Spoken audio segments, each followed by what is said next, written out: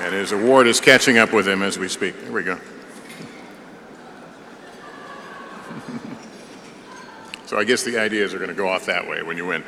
The Bob Considine Award, sponsored by Bill Holstein and Rita Savell, is for Best Newspaper or News Service Interpretation of International Affairs. The citation goes to Tamer El-Ghobashy, Louisa Loveluck, Liz Sly, and Alice Martins of the Washington Post for Syria, Reflections from a Shattered Land. The award goes to Kyaw Soe Oo and Reuters colleagues for Myanmar Burning.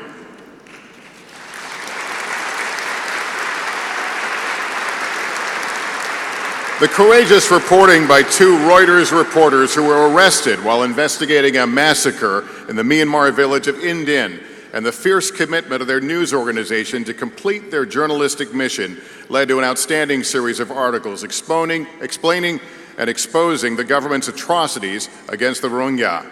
They discovered a mass grave, obtained photographs of the victims, interviewed family members, and identified some of the perpetrators of the slaughter.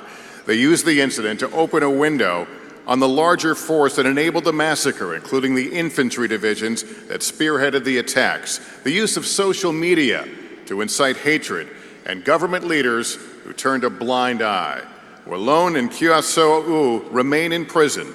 This award for Myanmar Burning is a tribute to their spirit.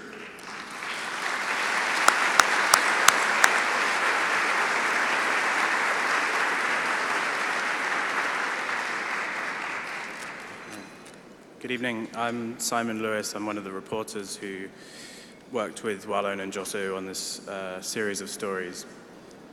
It's an honor to collect this award on behalf of Walone and Kyaw Soe Oo and the rest of the team who worked on the series Myanmar Burning.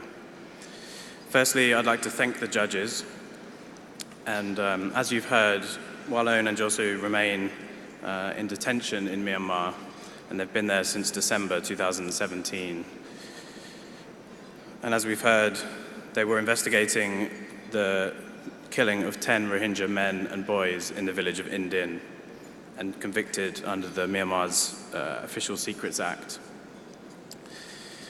But what I can tell you is that they will both be absolutely thrilled that their work is being recognized alongside so much important and impressive journalism from around the world here tonight. Walone and Kyaw Soe Oo are friends of mine, and I know that they're both great believers in the power of the free press. And as journalists, they perform a crucial role in shedding light in dark places, helping the world to better understand the events in their country, Myanmar. But I think it's also important that I should pay tribute to them as colleagues, friends, and family men. They're both fathers of young daughters, and they've been separated from their families now for more than 16 months. Walone is a tenacious reporter. He always questions everything, questioning the society that he comes from, which has enabled him to do the kind of reporting that made this series. And he does it all with a big smile on his face. Kyaw Soe Oo is completely fearless, and as a reporter, he has that very special skill of being able to get people to tell him things. We, their colleagues, miss them dearly. But we can also say that the support that they've received like this tonight, and other support from around the world, and support within Myanmar, helps to strengthen their resolve. It's an honor and a pleasure to work with both of these two men, and also with the rest of the outstanding team of reporters, photographers, and editors who worked on this series of stories.